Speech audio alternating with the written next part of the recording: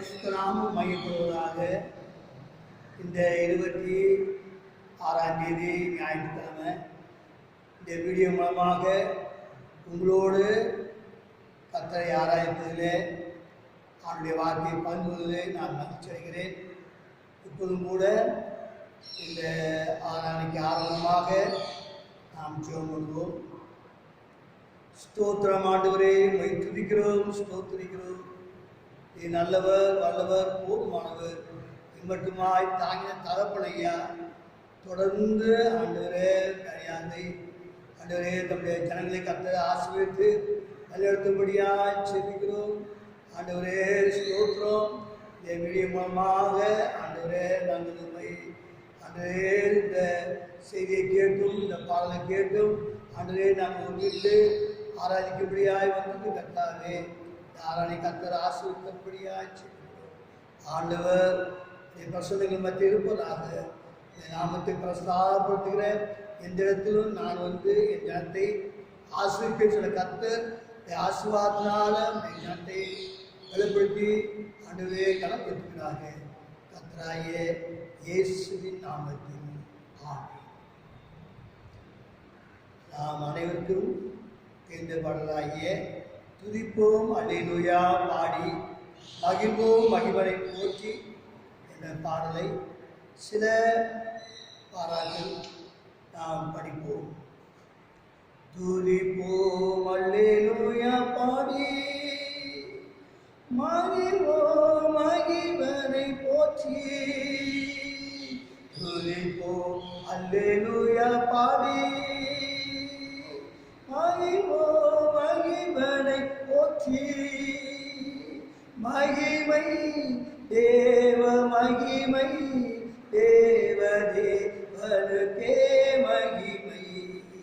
அல்லேலூயா மகிமை தேவ மகிமை தேவ தேவனுக்கே மகிமை.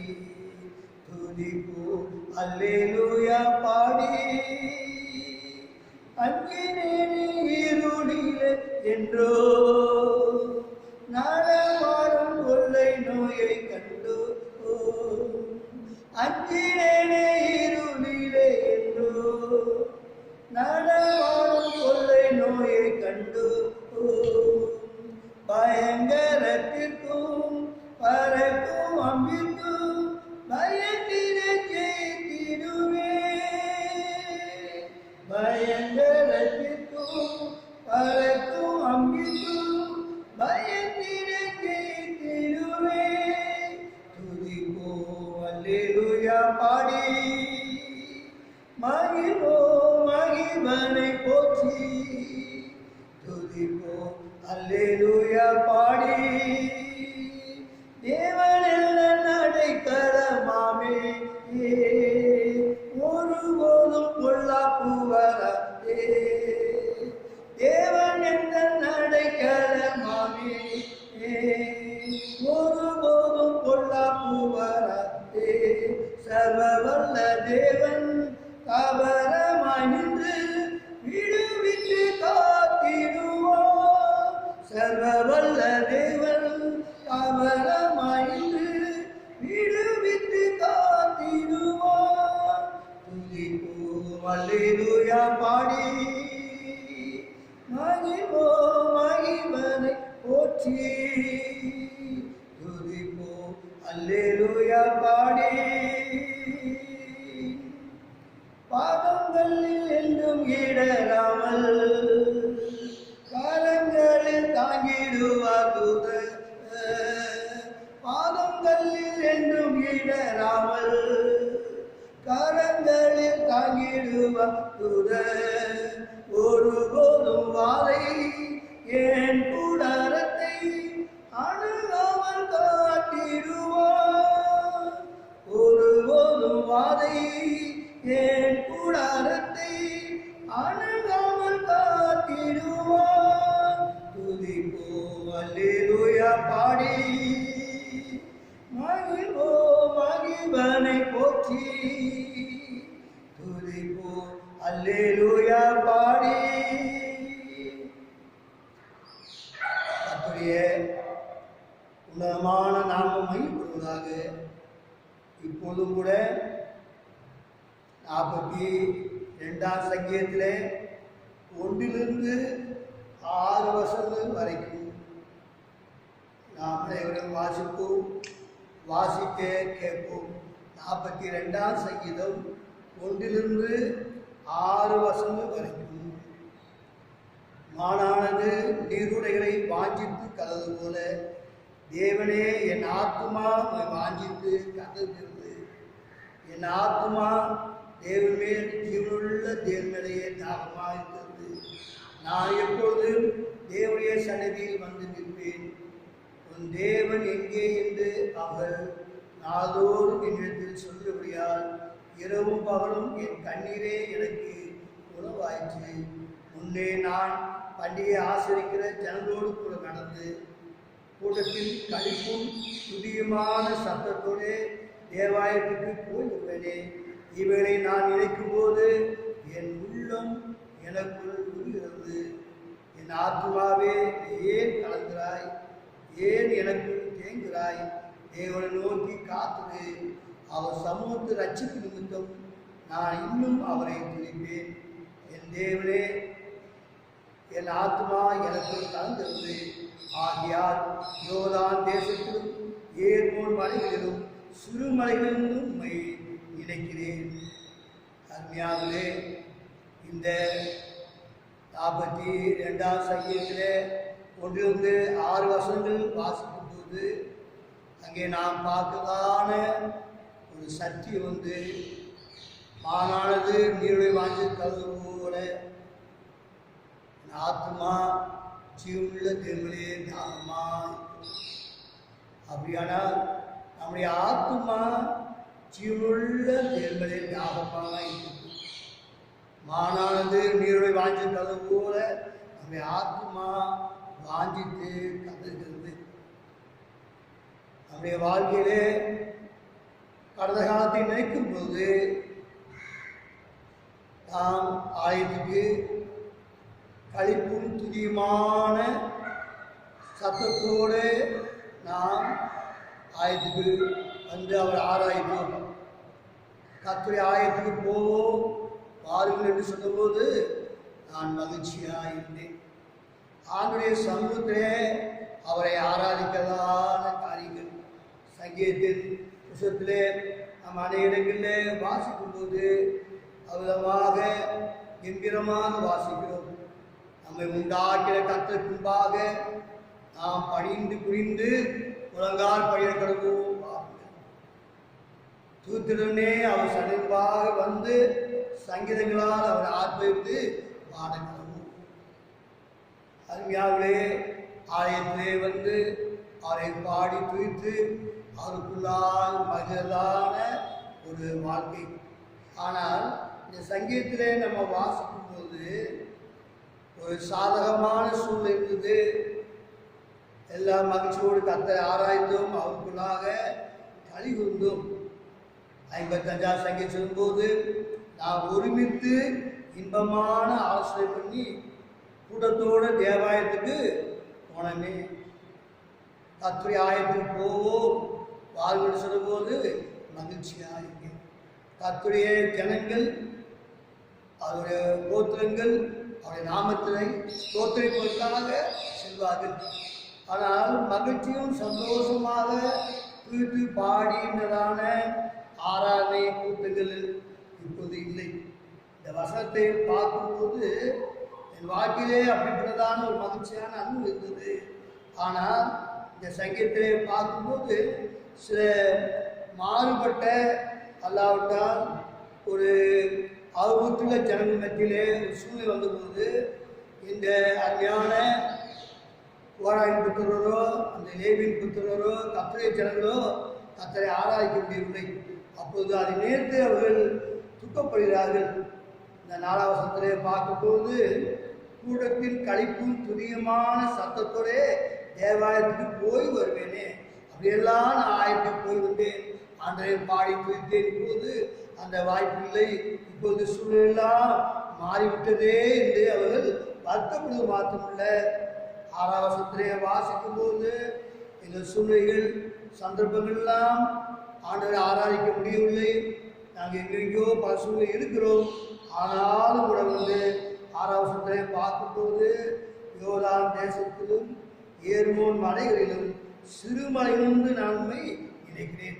எப்படிப்பட்டதான சூழ்நிலைகள் ஆய்வு சிறப்பையாக இருந்தால் கூட நாங்கள் இருக்கிறவங்களெல்லாம் ஆண்டவரே நாங்கள் நினைக்கிறோம். ஆண்டவரே நோக்கி கூப்பிடுகிறோம் கர்த்தாவே. ஆனாலும் எங்கள் வாழ்க்கையிலே ஆயத்தில் இந்த மகிழ்ச்சியோடு ஆராயெல்லாம் நினைக்கிறோம். நிச்சயமாக அருமையாகவே இந்த சங்கீதத்திலே சொல்லப்பட்டபடியாக நமக்குள்ளும் அந்த மனபாரமும் அந்த வேறு இருக்கிறது. ஆயத்தை சொல்லி ஆராய்க்க முடியவில்லை என்றதான நிலை இருக்கிறது. ஆனால் ஆண்டவர் நிச்சயமாக நமக்கு சூழ்நிலைகள் எல்லாம் மாற்றி தருவார். 2ஆம் வசனத்திலே வாசிக்கும் போது நான் எப்போது தேவனுடைய சன்னதியில் இருப்பேன். திரும்ப எனக்கு எப்போது வாய்ப்பு கிடைக்கும், எப்போது நான் ஆண்டு ஆயத்தில் அவர் சமூகத்திலே இருப்பேன். நிச்சயமாக ஆண்டவரே செய்வார். நிச்சயமாகவே ஆண்டவர் நம்முடைய வாழ்க்கையில ஒரு மகிமையான பெரிய காரியங்களை அவர் நமக்காக செய்வார். தேவனாம் மகிழ்ப்படுவதாக. இந்த வேலையுடன் தொடர்ந்து கர்த்தருடைய செய்திக்கு நேராக நம்ம கடந்து போவோம். லூக்கா என்ற சுவிசேஷத்தில் 21ஆம் அதிகாரம். லூக்கா 21ஆம் அதிகாரத்தில் 28ஆம் வசனம்.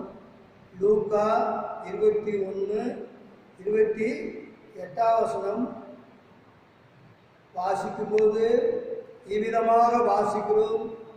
இவைகள் சம்பவிக்க தொடங்கும் போது ஒரு மீட்பு சமீபமாயிருப்பதால் நீங்கள் நிமிர்ந்து பார்த்து உங்கள் தலைகளை உயர்த்துங்கள் என்றார். ஒரு மீட்பு சமீபமாயிருக்கிறது. நீங்கள் நிமிர்ந்து பார்த்து உங்கள் தலைகளை உயர்த்துங்கள். அருமையாவிலே இந்த லூக்கா 21ஆம் அதிகாரத்தை பற்றி நம்ம பார்க்கும்போது இந்த அதிகாரத்தை 3 பிரிவுகளாக பிரிக்கலாம். அதாவது 1லிருந்து 4 வசனங்கள். 21ஆம் அதிகாரத்தில் 1லிருந்து 4 வசனங்கள் வரைக்கும் பார்த்தீங்கன்னா அந்த தேவாலயத்திலே ஏழை விதவையானவள் அவள் போடுவதான காணிக்கையை பற்றியும் அதை குறித்து ஆண்டவருடைய சாட்சியை பற்றி வாசிக்கிறோம். அதைத் தொடர்ந்து 5ஆம் வசனத்திலிருந்து 32 வசனங்கள் வரைக்கும் இனி நடைபெறக்கூடியதான சம்பவத்தை பற்றி ஆண்டவர் ஏசப்பாடாமே அதை தீர்க்கதரிசனமாக சொல்கிறார். இனி இவ்விதமாக சம்பவிக்கும், இனி இவ்விதமான காரியங்கள் எல்லாம் நடக்கும் சொல்லி அதை சொல்லுகிறார்.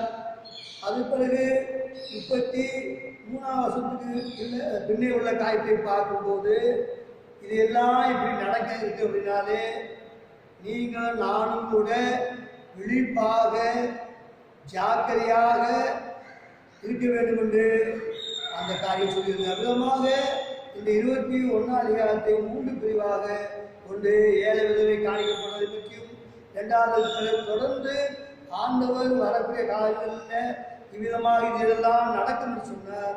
கடைசியாக நீங்களும் நானும் கூட இது இவ்விதமாக இருக்கிறபடினாலே நீங்கள் நானும் கூட விழிப்பாக அவர் சமூகத்திலே ஜோகம் வேண்டும் என்றெல்லாம் சொல்லப்படுகிறது. ஆண்டவருடைய நாமம் மையப்படுவதாக. அருமையான கடந்த நாட்களிலே நம்ம பார்க்கும்போது கொள்ளை நோய், அடுத்து சடியான அழிவு, உண்டாக பார்த்தோம் மரணமானது யாவரையும் வாரி கொண்டு போகிறது என்றெல்லாம் பார்த்தோம். இந்த லூக்கா சுவிசேஷத்தை இந்த 21ஆம் அதிகாரத்தில் பார்க்கும்போது இயேசு கிறிஸ்துவின் வருகை 27ஆம் வசனத்தில் வாசிக்கும் போது அப்போது மனுஷகுமாரன் மிகுந்த வல்லமையோடும் மகிமையோடும் மேகத்தின் மேலே வருவதை காண்பார்கள். 28ஆம் வசனத்தை பார்க்கும்போது இவைகள் சம்பவிக்க தொடங்கும் போது ஆண்டவராய் இயேசுநாதர் வருவார். அவருடைய வருகைக்கு முன்பாக இந்த காரியங்கள் எல்லாம் நடக்கும் என்று ஆண்டவர் சொன்னார். ஏன் சொன்னார்? ஆண்டவர் என்ன சொன்னாரோ அந்த சொன்னதான காரியங்கள் நிச்சயமாக நடக்கும். எழுதியிருக்க யாவும் நிறைவேறும் என்று வாசிக்கிறோம். அது மாத்திரமல்ல, இவைகள் முன்னதாக சம்பவிக்க வேண்டியது, இது நிறைவேற வேண்டியது, இது சம்பவிக்க வேண்டியது. எப்போ சொன்னால் இயேசு கிறிஸ்து வருவதற்கு முன்பாக இதெல்லாம் சம்பவிக்க வேண்டியது. அநேக காரியங்கள் சொல்லப்படுகிறது. தேவாலயத்தை பற்றியான காரியங்கள் இந்த தேவாலயமானது அலங்கரிக்கப்பட்டு மகிமையாக இருக்கிறது. ஆனாலும் இது ஒரு கல் மேலே ஒரு கல் இல்லாத இடிக்கப்படும் என்று அது நிறைவேறும். அதற்கு பின்பு பார்க்கும்போது பூமி எழுச்சி, பஞ்சங்கள், அதோடு சொல்லப்படும் காரியம் கொள்ளை நோயும் உண்டாகும். அந்த 10ஆம் 11ஆம் வசனத்தை வாசிக்கும் போது அநேக காரியங்கள் சொல்லப்பட்டாலும் அதில் ஒரு காரியம் கொள்ளை நோய்களும் உண்டாகும். அப்படியானா இன்றைய காலகட்டத்திலே பார்க்கும்போது இந்த கொள்ளை நோயினாலே ஜனங்கள் அவர் மறித்து கொண்டிருக்கிறதும் மிக ஒரு பரிதாபமான இக்கட்டான நிலையிலே நாம் அனைவருமே இருக்கிறது. ஆனால் இது வேதத்திலே சொல்லப்பட்டபடியாக ஆண்டவர் சொன்ன தீர்க்கதரிசனமானது நிறைவேறுகிறது. நாம் தொடர்ந்து பார்க்கும்போது பூமியின் மேல் மிகுந்த இடுக்கள், இந்த ஜனத்தின் மேல் கோபாக்கினியும் உண்டாகும். பூமி மேல ஜனங்களுக்கு தத்தளிப்பும் இடுக்களும் உண்டாகும். பூமி மேல் ஒரு ஆபத்துக்கு பயந்து எதிர்பார்த்துக்குன்னா மனுஷனுடைய இதயம் சோர்ந்து போகும். அருமையாகவே இந்த கொள்ளை நோய் உண்டாகும் என்று வாசித்தாலும் பூமியில் உள்ள ஜனங்களுக்கு, பூமியின் மேல் உள்ள ஜனங்களுக்கு மிகுந்த இடுக்கள், ஜனத்தின் மேலே கோபாக்கினை. அப்ப இன்னைக்கு நடக்கிற சம்பவத்தை எல்லாம் பார்க்கும்போது இதெல்லாம் ஏற்கனவே ஆண்டவர் இயேசு கிறிஸ்து சொன்னதான அவருடைய அந்த தீர்க்கதரிசனமான வார்த்தைகள் இன்னைக்கு நடந்து கொண்டிருக்கிறது. நீங்கள் நானும் அவருடைய வருகையை ஒட்டி இருக்கிறோம். இதெல்லாம் சம்பவிக்கும் போது அவர் வருவார். வருவேன்னு சொல்லலான ஆண்டவர் சீக்கிரமாக வருவார். அவர் வர இருக்கிறபடினாலே அவர் எப்போது வருவார் என்று தெரியாது. நினையாத நேரத்திலே அந்த நாள் உங்கள் மேல் வரும். ஆனபடினாலே நீங்கள் எச்சரிக்கையாயிருங்கள். நினையாத வேளையிலே மனுஷகுமாரன் வருவார். ஆகால் நீங்கள் ஆயத்தமாயிருங்கள். மனுஷகுமாரன் வரும் நாளையாவது நீங்கள் அறியாதிருக்கபடியால் விழித்திருங்கள் என்று வாசிக்கிறோம். அருமையாகவே இந்த சம்பவங்கள் இப்போது நம்ம மத்தியிலே நடந்து கொண்டிருக்கிறதான இந்த கொள்ளை நோய் சம்பவம் கூட ஆண்டவர் இயேசு கிறிஸ்துவுக்கு வருகைக்கு முன்னதாக சம்பவிக்க வேண்டியது. அவருடைய வருகை எப்போது தெரியாது. ஆனவர்களாலே நீங்களும் நானும் கூட அவருடைய வருகைக்காக ஆயத்தமாக இருக்க வேண்டும். நாம் ஏற்கனவே வாசித்த 28ஆம் வசனத்திலே வாசிக்கும் போது இவைகள் சம்பவிக்க தொடங்கும் போது இந்த காரியங்கள் எல்லாம் நடந்து கொண்டிருக்க அப்படின்னாலே ஒரு மீட்பு சைவமா இருக்கிறது. வருகை சொன்ன ஆண்டவர் சீக்கிரமாக வருவார். கொள்ளை நோய்களும் பஞ்சங்களும் பூமி எதிர்ச்சும் எல்லா இடுக்களும் கோபாக்கியும் உண்டாக நாளில் கூட நீங்கள் நானும் கூட நம்மை மீட்டு கொண்ட ஆண்டவர் நம்மை அவர் இரத்தத்தினாலே கிரயத்துக்கு வாங்கி அந்த இரத்தத்தினாலே நம்மை அவருடைய ஜனமாக மாற்றின ஆண்டவர் அதிசயப்படுறார் வரப்போகிறார். மீட்பு சைவமாயிருக்கிறது. இந்த சம்பவங்கள்லாம் நடக்கும்போது நீங்களும் நானும் அறிந்து கொள்ள வேண்டியதான காரியம் அருமை ஆண்டவர் இயேசு கிறிஸ்து வரப்போகிறார். ஆனபடினாலே நம்மை மீட்பு சைவமாயிருக்கிறது என்று உணர்ந்து நீங்கள் நிமிர்ந்து பார்த்து உங்கள் தலைகளை உயர்த்தி நின்று வாசிக்கிறோம். நிமிர்ந்து பார்த்து ஆண்டவர் இயேசு வரப்போகிறார் என்று சொல்லி நம்ம நிமிர்ந்து பார்த்து நம்ம தலைகளை உயர்த்த வேண்டியவர்களாக இருக்கிறோம். நம்மை ஆயத்தப்படுத்திக் கொள்ள வேண்டியவர்களாக இருக்கிறோம். நம்முடைய வாழ்க்கையிலே நம்ம எல்லா வகையிலும் கூட ஆயத்தமாக இருக்க வேண்டும். ஏன் சொன்னால் அவர் வருகைக்கு முன்பாக சொல்லப்பட்ட காரியங்கள் எல்லாம் நடக்கும். அந்தபடியா எல்லா காரியங்களும் நடந்தே இருக்கிறது. ஆனபடினாலே நீங்களும் நானும் கூட அதை வருகைக்காக ஆயத்தமாக இருக்க வேண்டும். இந்த லூக்கா 21 நம்ம வாசிக்கும் போது இவ்விதமாக வாசிக்கிறோம். பூமியில் எங்கும் குடியிருக்கிற அனைவர் மேலும் அது ஒரு கனியை போல வரும்.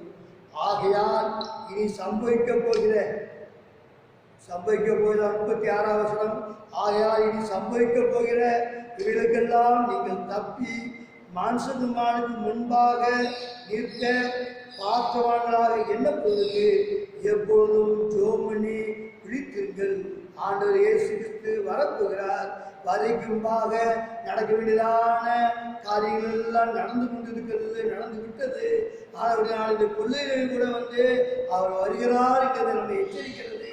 ஆனவடினாலே நீங்களும் நானும் உலகத்தில் உண்டாதான கேடுபாடு, பொல்லாப்பு, தீங்கு இது எல்லாவற்றிலும் கூட நீங்களும் நானும் தப்பி மனுஷகுமாரனாகிய அருமை ஆண்டவர் இயேசுவுக்கு முன்பாக நீங்கள் நானும் நிற்பதற்கு ஏதுவாக நிற்க பாத்திரவான்களாக எண்ணப்படுவதற்கு அவருக்கு முன்பாக நீங்களும் நானும் கூட ஆயத்தத்தோடு அவர் முன்பாக நிற்கும்படியாக எப்பொழுதும் ஜெபம் பண்ணி நீங்கள் நானும் ஆயத்தப்படுத்தி ஜெபம் பண்ணி அதை வரைக்காக பிடித்திருக்க வேண்டும் என்று வசனம் சொல்கிறது. அதுக்கு ஸ்தோத்திரம் உண்டாதாக ஜெபம் பண்ணி எப்பொழுதும் ஜெபம் பண்ணி விழித்திருக்கு. நல்ல ஜெபங்கள்ல நேரத்தை செலவிட்டு அதோடு ஐக்கியப்பட்டு நீங்கள் நானும் கூட விழிப்பாக இருக்கிறோம். நீங்கள் நானும் கூட நம்முடைய வாழ்க்கையில எவ்விதமாக இருக்கிறோம். அவர் வர இருக்கிறார். அதை வருகை மிக சமீபமாக இருக்கிறது. இப்போது பாடிக்கொண்டு போவதான இந்த மரணம், இந்த கொரோனா வைரஸ் கூட பார்த்தீங்கன்னா சொல்லப்பட்டபடியாக அவர் வருகைக்குள்ளதான ஒரு அடையாளம். இதெல்லாம் பார்க்கும்போது நம்முடைய ஆத்மாவை நம்ம எல்லா வகையிலும் ஆயத்தப்படுத்தி ஆண்டவர் இயேசுவே எப்போ வந்தான் சரின்னு சொல்லி நம்மை ஆயத்தப்படுத்த வேண்டியவராக இருக்கிறோம். வசனத்திலே வாசிக்கிறோம், எப்பொழுதும் ஜெபம் பண்ணி நீங்கள் விழித்திருங்கள் என்று வாசிக்கிறோம். நன்றாக செவிக்க வேண்டும். நமக்காக மாற்றமில்லை, இந்த அழிவுக்கு நேராக சென்று கொண்டிருக்கிறதான உலகத்துக்காக இந்த சதியான இந்த மரணம், இந்த சதியான அழிவு, இந்த கொலை நோயினாலே எல்லா ஜனங்கள் அழிந்து கொண்டிருக்கிறார்கள். இருக்கிறதான சகல ஜனங்கள் அழிந்து கொண்டிருக்கிறார்கள். நம்ம தேசத்திலும் இந்த பாதிப்பு இருக்கிறது, நாம் இருக்கிற இடங்களிலும் இந்த பாதிப்பு இருக்கிறது. யாருக்கு எது எப்போது சம்பவிக்கிறது சொல்ல முடியாது. ஆனாலும் நம்முடைய ஆண்டவர் இரக்கத்தின் ஐஸ்வர்யம், அவர் இரக்கங்களின் பிதா. அவர் சமூகத்திலே நீங்கள் நானும் இரக்கத்துக்காக மன்றாடும் போது அவர் நம்ம ஜெபத்தை கேட்பார். எப்பொழுதும் ஜெபம் பண்ணி விழித்திருக்கு என்று வாசிக்கிறோம். நாம் நமக்காக மாற்றமில்லை, சகல ஜனங்களுக்காக விழித்திருந்து ஜெபிக்க வேண்டும். வாட்ச் அண்ட் ப்ரே என்று வாசிக்கிறோம். நல்ல காத்திருந்து ஆண் சமூகத்திலே நம்ம ஜெபிக்கும் போது நிச்சயமாகவே ஆண்டவர் உதவி செய்கிற தேவனாக இருக்கிறார். ஆண்டவர் தாமே இங்கே இந்த சம்பவத்தை எல்லாமே பார்த்தீங்கன்னா அவர் சீசரிடத்திலே சீசரோடு கூட பேசினார். சீசருக்கு சொன்னார், இதெல்லாம் இப்படி சம்பவிக்கும் என்று சொன்னார். அதே வேளையிலே அந்த சீசர்களுக்கு அவர் சொன்னதான காரியம் இந்த 21ஆம் அதிகாரத்தில் 18ஆம் வசனம் வாசிக்கும் போது, ஆனாலும் உங்கள் தலைமயிரில் ஒன்றாகிலும் அழியாது. பாருங்க, எத்தனையோ பொல்லாப்பு, தீங்கு, அழிவு, மரணம் என்று வந்தாலும் கூட ஆண்டவர் சொன்ன சீசனுக்கு சொன்னதான காரியம், உங்கள் தலைமயிரில் ஒன்றாகிலும் அழியாது. எத்தனையோ பொல்லாப்பு, தீங்கு, அழிவு, சரியான மரணம் வரும்.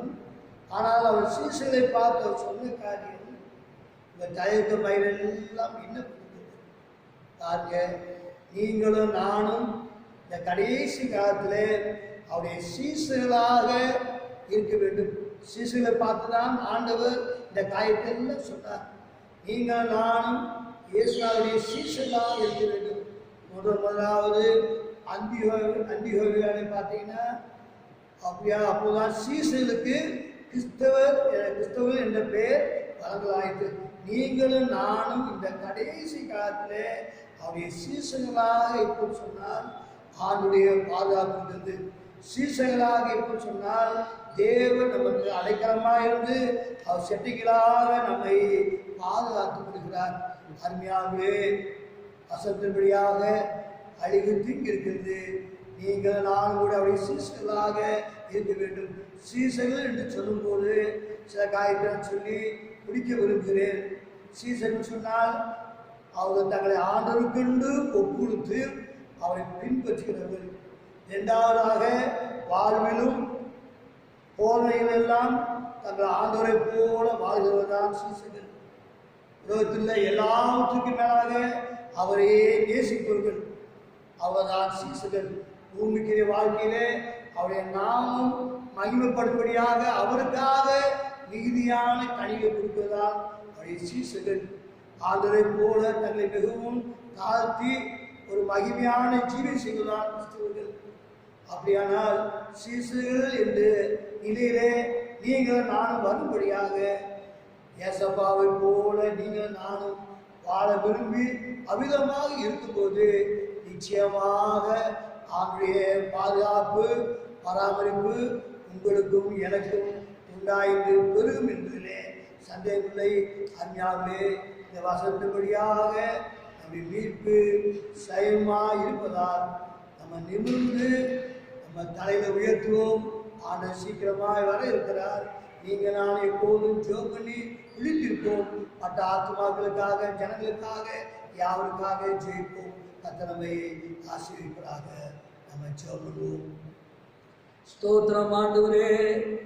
உலகத்தில் நடக்கதான சம்பவங்கள் லூக்கா 21 அதிகாரத்திலே பார்க்கும்போது நீ இதையெல்லாம் தீர்க்கதரிசனமாக சொன்னீரோ அந்த காரியங்கள் நடந்து கொண்டிருக்கிறதாவே. இந்த காரியங்கள் எல்லாம் இப்படி நடந்து கொண்டிருக்கிறதுனால தேவனே எங்கள் வாழ்க்கையில கூட அப்பா என் மீட்பு சமமாயிருக்கிறது.